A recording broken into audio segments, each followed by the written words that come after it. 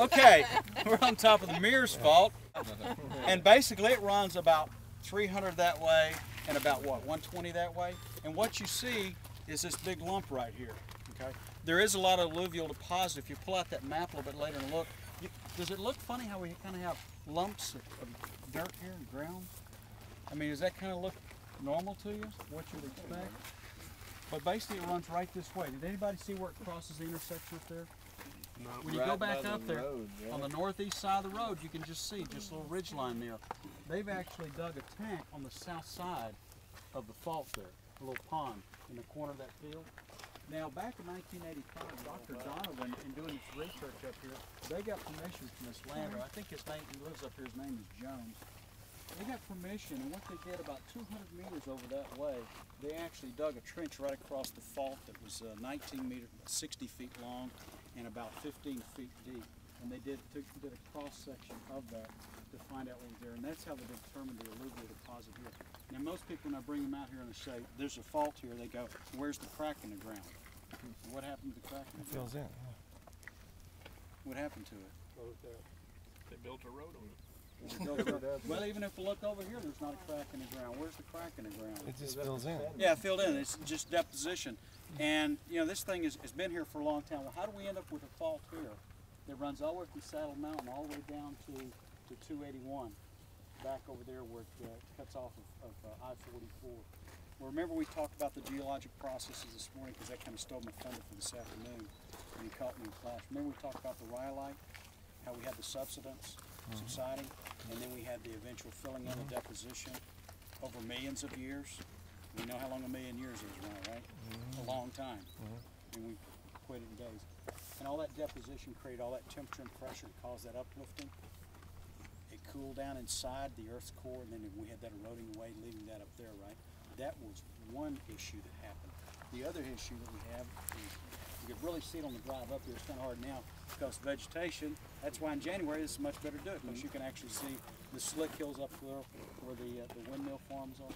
That's a separate geological event. That is caused by deposition, okay, biological deposition from marine life, which created the limestones and the shells that we have up there. Again, you had uplifting there. We've got two forces here working. We've got this mountain process lifting here, and we've got this one here.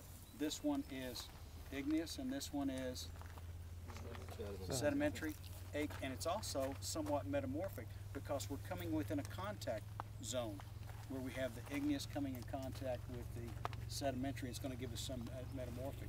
And there's been a lot of erosion up there. But now we've got these two forces working. And remember I remember he talked about the tectonic plates. We talked about that this morning, how they move. Well, these two forces here are moving also. What's happening is this plate, if you will, here, is actually pushing this way and sliding this way, slipping this way. Okay? Which way is this one going? Still moving. It's going that way. There's pressure there. And when that energy is released, it's released in the form of... So these are two separate plates? Not two separate plates, it's the same plate. But we have two forces working together. It's kind of like a laceration, if you will. Now you get a laceration, you have a tear on the skin going in the opposite direction. That's what we have. A fault is a laceration.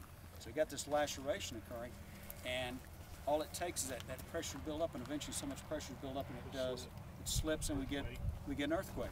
Are we waiting on the big one around here? Well, you know, the last one that happened, that was about 8 years ago, wasn't it? About 8 or 9. Yeah. I think it's 3.7. I think. Yeah. We felt it.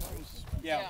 Right. If you're in Lawton, you felt it. The epicenter actually was over by Richard Spur.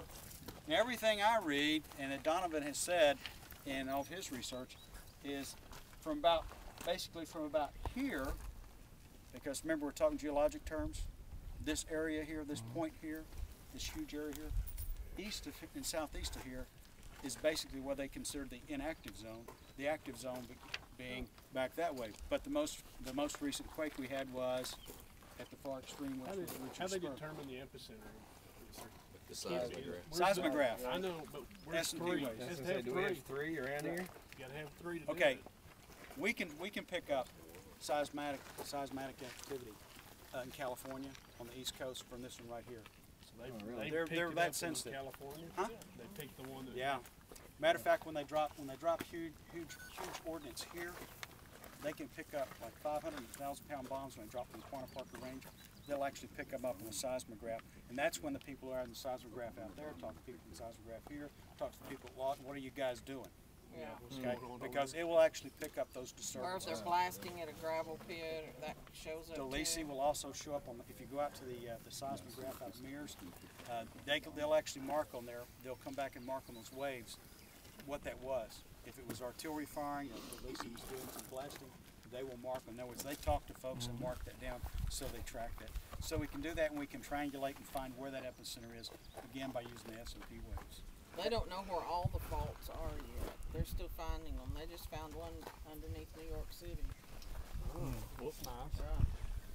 So not all of them come to the surface. Some are a lot of them subsurface, and that's when you have a lot of activity